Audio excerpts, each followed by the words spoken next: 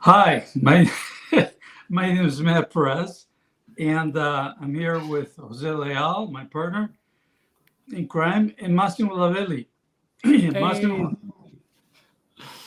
I met Massimo a while back, like 3 or 4 years back, and in Italy, and things since then things have changed quite a bit for him, or actually progressed quite a bit for him. And today we're going to talk about humanizing the workplace. So, with that, Massimo, we wanted you to introduce yourself and help us with that. yeah, thank you, Matt, and thank you, Jose, for having invited me. I'm really excited to be part of this thing, and I'm really grateful for that. I'm Massimo Lavelli. I'm from Italy, as you were saying, Matt. I'm a little bit of my background. I'm a computer science engineer. I and I graduated in 2008, more or less. From then on, I spent much of my time on the IT. So I pretty much did all involved myself in IT projects. So from developing, testing, and being the leader of some teams creating digital solutions. And I spent 10 years in a multinational company. From that experience, I decided to quit that context, and we can talk if you want about that. And now I'm a consultant providing solutions to my clients, starting from creating solutions from a digital perspective, or let's say helping my clients to create these human organizations I have in mind. So applying and using some tools I learned on the way to create more environment that can allow people to be themselves and to work together on a collaboration level. So I really love the collaboration as a tools, as a way to do better solutions, to create more human place where people can live and can be happy, because I wanted to have and to be happy on work, not just feel the need of that from the other perspective. But we can So, talk about it. Yeah. so not only are you doing consulting on the IT side, but you're doing consulting on the shape of the organizations so people can be happy. How does that work? Yeah, let's say yes, I don't work actually just with the IT companies, because for me, organizations look the same wherever you go. So we are a bunch of people who wanted to work together, um, reaching a goal and make a difference on the market, let's say. And but my thing is to, let's say, flat a little bit the organizations, and providing ways for the people to interact with themselves in in a human way. So um, so I offer my clients some practice and some tools to allow people to collaborate. And so I'm really intrigued by new ways of working, let's say. So this um, big field of solutions that can somehow can um, um, provide new ways of working that can be different from a typical hierarchy situations. This is it. So, and your clients go along with no hierarchy? Or why don't you tell us more about what your, give us an example maybe of others' works.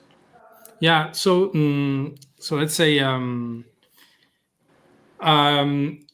during my experience and my and the work I did so far, I met, for instance, the agile way of working. So, and I spent much of the time understanding what agile means. And by examples, let's say we want to have a team or multiple teams working on digital solutions. So we can provide, from an organizational perspective, you can provide the managers to tell people what to do, and create meetings around what it needs to be done from a say a practical perspective, and based on what the company needs. So let's say we can use the traditional way of working, or fiat, as you mentioned always, Matt. So providing a solution top down, and let's say telling people exactly what we need because the company need that in that time, or we can allow the team of or multiple teams discover the the best solutions by interactions. Okay, so as a consultant, I let's say I train the teams and I follow them along to practice a different way of creating solutions. So yeah, let's say that I can help the people understand what it means. So yeah, that is from an agile perspective, but this is more broad than agile itself. So right now I work from the enterprise level to the team level in terms of yeah, helping the leaders to shape those organizations, to yeah, not control everything in advance, but allowing people to express themselves in the work they should do because of what company needs. Okay. And so can you give us an example of that? I can use the client I'm working with right now. So that this client is working on a textile market. So they wanted to provide textile solutions to its clients, but the thing the owner of the company had in mind when he called me and my team was that he doesn't want to provide every solutions to all the people, so not want to be in control of everything, because for him was not sustainable and was not human. And yeah, let's say he wanted to have more happier people on the workplace. So it means don't want to yeah, to have these have people leaving because they don't feel yeah, not feel part of something. And so he asked us to help him to shape the organization, to yeah, design or and training the people to learn what it means in practice. Okay. So he already had an intention of creating happier, quote unquote, happier Yeah. workplace.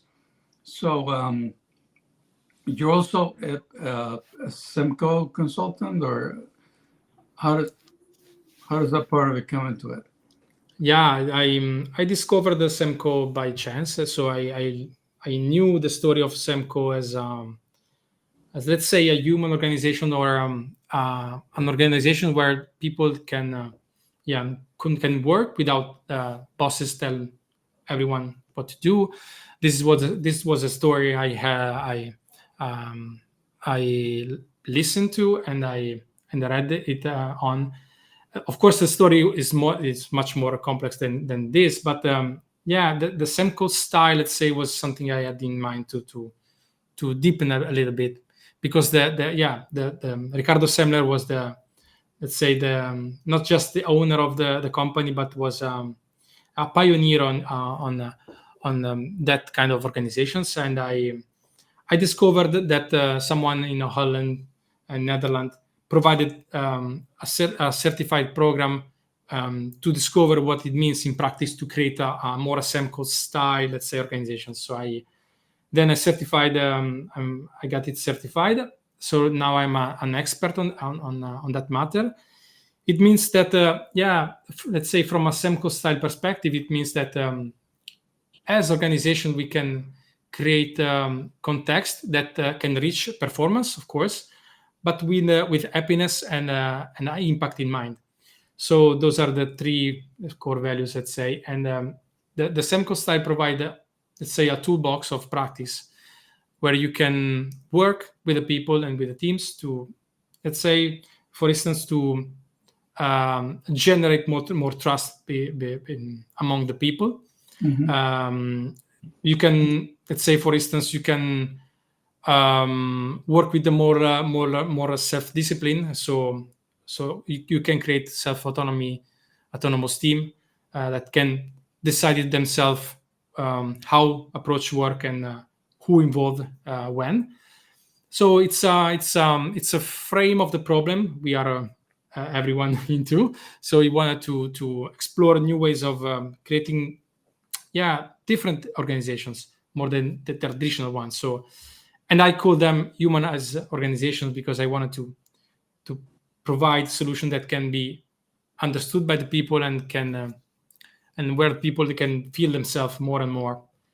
This is my thing. Right. So are all your customers, all your clients have this idea of wanting happy organization, or do you have to convince them, or how does it work? You every time you work on that, I learned that you must, let's say, face or do different thing at the same time. So there's someone that resonate already with the thing. So when you ask him or her to, let's say, when you invite him or her to explore a problem, let's say, so how do you feel working on that? They react, they resonate, so they understand why you are asking him or her this, and they somehow they already prepared. Let's say there's someone that required training because they don't have any experience or any skills, let's say, or already mature skills to work in that situation, or there's someone that must be convinced, because I think that people tend to be defensive when they used to be told what to do and to be controlled. So this is the hard work to invite everyone and to involve everyone in this work.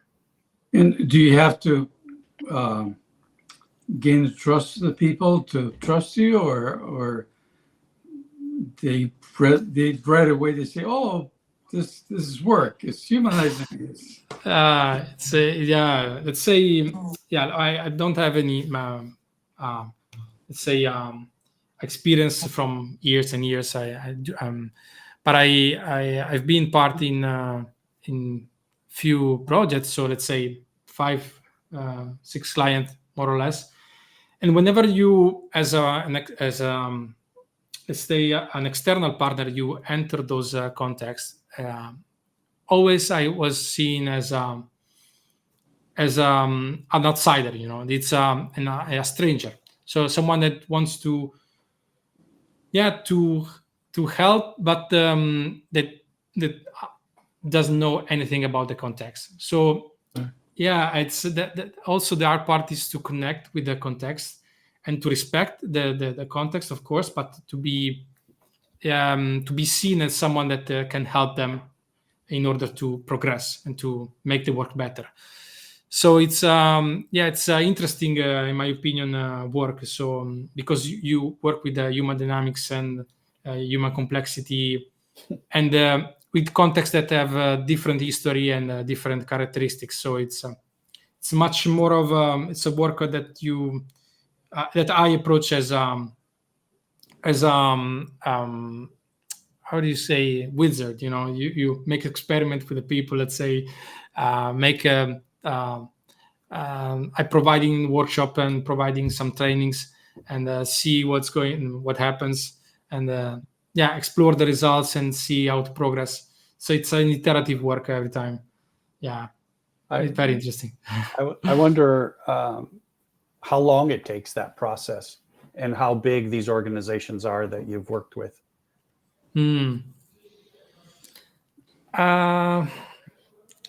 As far as I understand, let's say that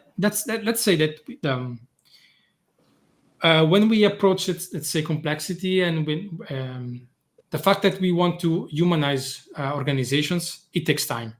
So let's say I don't know if it's my thing or it's a common thing, but if you want to make a change and to provide the change to be understood and to be owned by the people, it takes years, in my opinion. So let's say it's you don't have necessary to wait years to see some results. Whenever we do that work, in 1 year you see the change, let's say, happening, because the people tend to communicate more and understanding more each other, and they start usually to propose and to make proposals to some problems, and really understand in 1 year, let's say, more or less. 6 months, 1 year is the time where you see something happening in the system. But let's say that whenever you want to progress more, it takes more and more years to see some. Yeah, It takes time. The reason I'm wearing the glasses is because, as you know, we like to talk about the fiat. Whoops. Here I am. I disappeared. I reappeared. And so one of the things, Massimo, that we talk about is the people that you're talking about that you first encounter. They might be, kind of asking themselves, what's going on out there? What's this thing about humanizing? But very frequently they snap right back, right? And it's like, I still need to control things. And then you go, oh yeah, but I need to give them freedom. Oh no, I need to control things. And that's, I think, the experience that you're talking about is how long it takes for that to be able to actually see, I need to let go. I need to be free to let go of people, to let them be.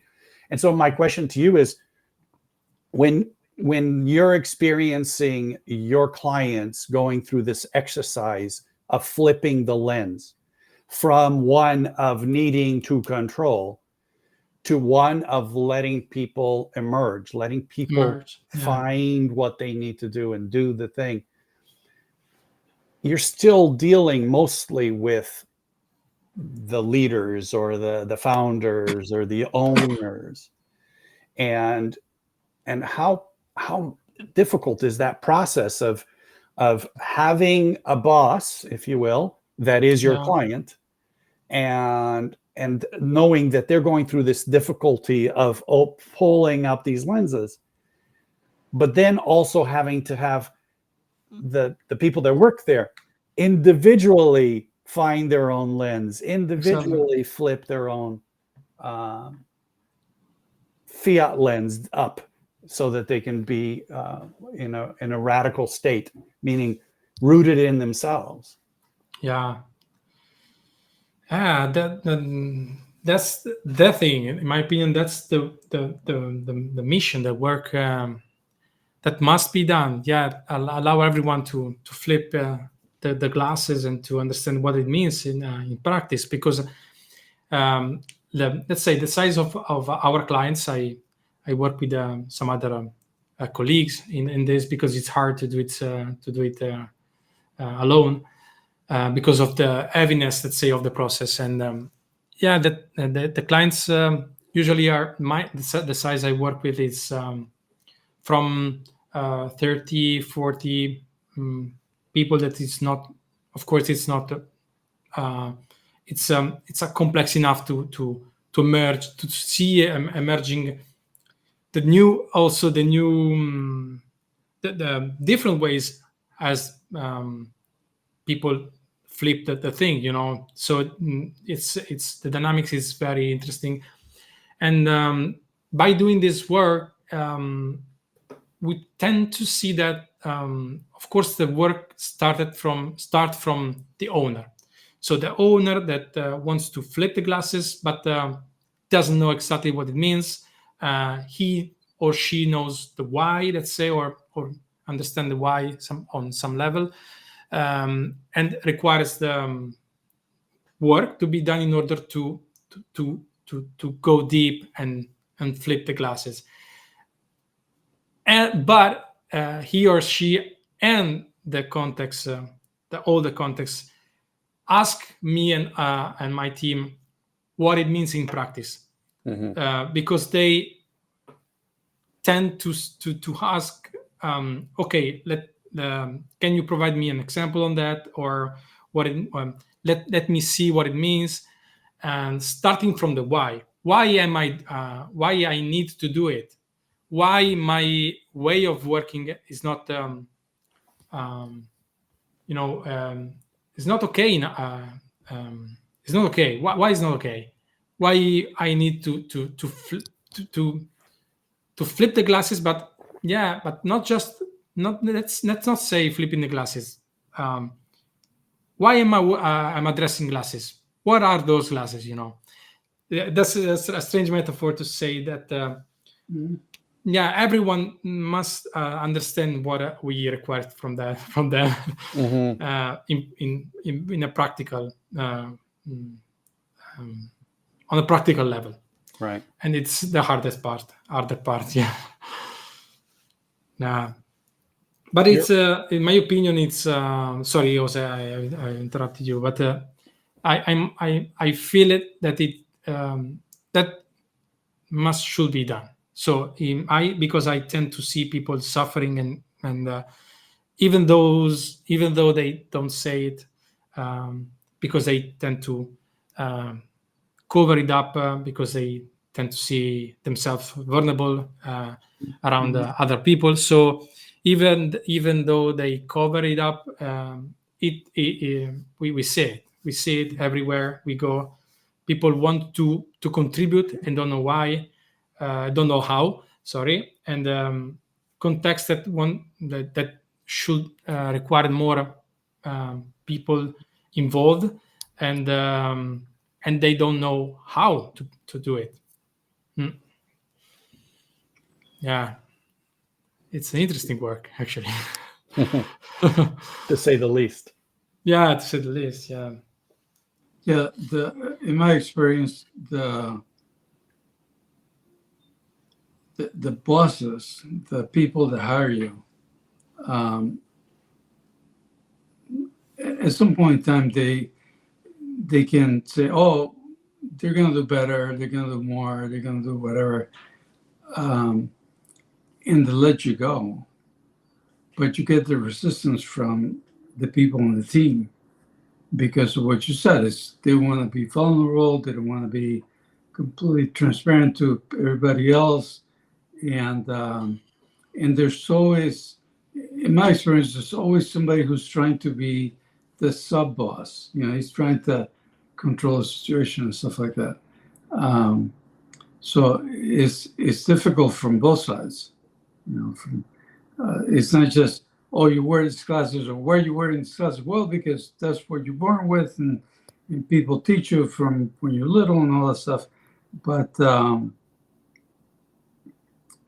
you have to do it with people in the team as well. Yeah. And collaboration is collaboration is not the same as cooperation. Yeah. And we're told to cooperate. We're taught to cooperate. Whereas collaboration, working together, having the back and forth, and all that stuff, it doesn't. They try to beat us out of us. In Italy and in Spanish countries and Portugal and places like that, I know that when you're in family and you're trying to talk, people interrupt you and they say things, and it looks like a big mess, but it's one of trusting the other person. It comes from trusting the other person, and but we're taught at work you don't do that. You got to dress correctly and wait until the other guy finishes, and then say your P's and stuff like that, and that causes people to be separated from each other.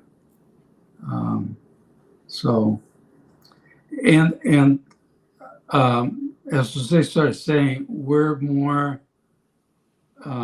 There's a co-management. We call it co-management, self-management, because we don't believe that there's the company's a self or the business has a self other than the people that are part of it. And but ownership is also important, because it's like when you come to your house, you're the owner of everything around it, and you leave things here and there, and your wife says, "No, move over there," and all that stuff. But you feel at home. You feel welcome and honor of the whole thing, and we think that's a big part of what's missing, is that co-management is fine. It goes a long way. I mean, getting people to cooperate and collaborate and stuff like that is a big thing. But ownership is also a big part of it. So, but I think it doesn't enter into your job. So, how successful has this team's been in terms of producing more results, or doing things, or being happy, or what can you point to that say, oh, that's success? Let's make it very, very simple. Well, we work with a client, and the earlier days where we started to work together, we went to their offices, and that there was a birthday in that office, and we saw something interesting to notice. So there was a birthday, there was a cake, and there was the one that has the birthday, but the context was cold. There was no any warm greeting to him, and so we noticed that. So there was formally a birthday party, but no one's really happy about it. So no one's too much involved. Yeah, there was some smile on the about that, but not people tend to kept their eyes on the monitor, on their displays, and still doing the job. Let's say after 1 year, we noticed a complete flip about that. So birthday parties were planned. There was a plan about who and when has the birthday, and everything was more organized and pre-organized, let's say. So everyone knows about the birthday party, and they decided, they planned at what time the best suits at the party for everyone, and so more people involved in the process. So what I want to say is that because of the work we did, probably not just because of us, because the process they went into, they generate this birthday plan. Okay, why? Because they let's say they experiment with them new forms of collaboration. So not following a process. So one doing in a role, providing output to another one with another role and stuff. So, and complaining to each other, they started to work on in the same team.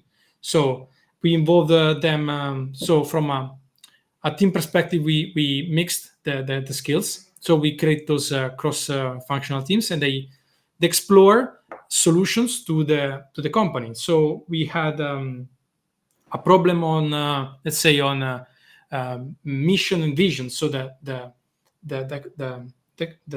people complaining about not knowing exactly what was the mission and the vision of the company.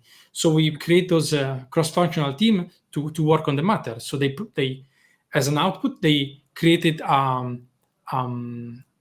let's say a guide, a document, an internal document that provide the mission and vision of the company. So, but doing that, they collaborate. They may work on the same thing. They practice, let's say, a new ways of making decisions together. So we at that time we experiment the consent as a way of deciding something together, and so they met each other on a different level. So having the same problem, providing solutions together, and this thing.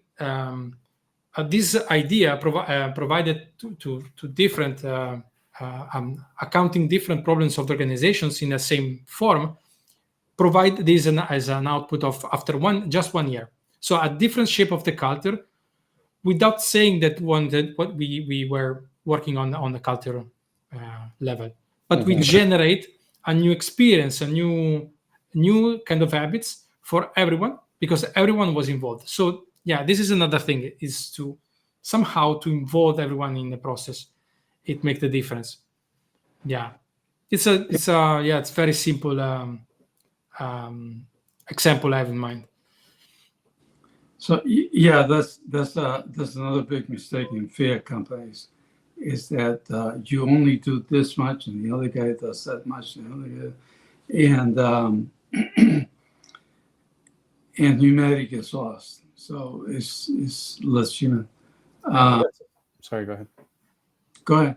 No, I was just going to say it's a powerful example, because all too often what we're looking for in the fiat world is, again, well, they're faster at this and they made more money at this and they did more efficient at that. And you can't make people happier by the numbers, right? It's what made us unhappy in the first place is we became disconnected. We became dysfunctional in the way we work with each other, and we're simply competing and trying to figure out how to outdo each other, rather than trying to figure out how do we help each other. And you can't help each other if you're not connected, because helping someone who's connected is what emerges because you're connected. Yeah. Trying to help somebody artificially, meaning, I'm not really connected with that person, I don't really care about that person, but I'm going to help them, isn't going to work, right? Yeah. Not for very long. Yeah, it's like, I'm going to touch them at a long distance. Yeah, let's say, Jose, it means, to me, happier people can generate better results, let's say. And the flipping part in my head is that people can be happier also working on the number, let's say. So the way the people tend to work with each other make the difference. The quality of the interaction, the quality of the ways we approach work make the difference.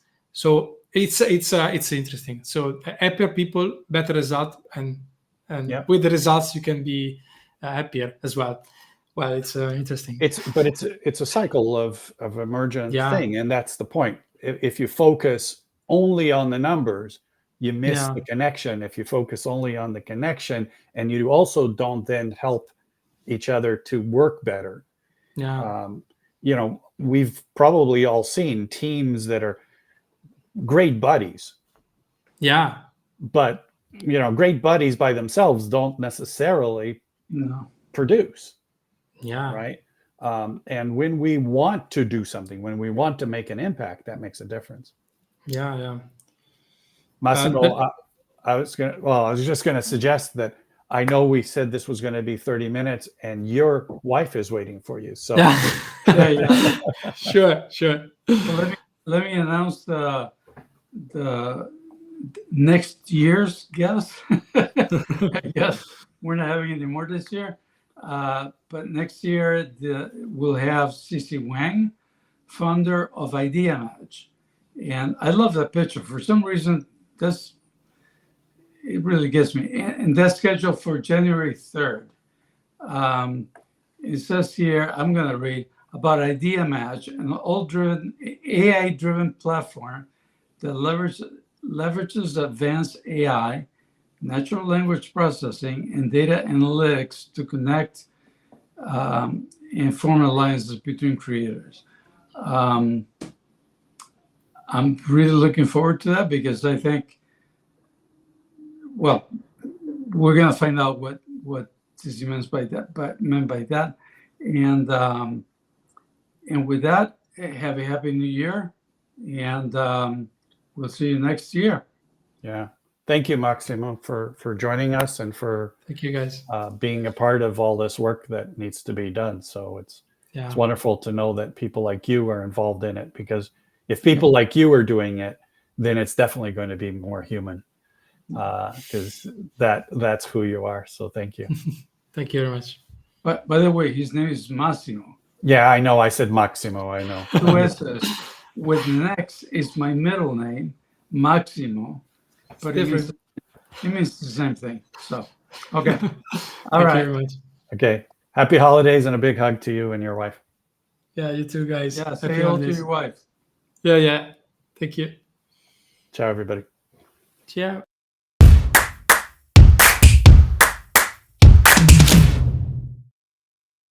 Did we lose him? Oh, he's here. Yeah, he's still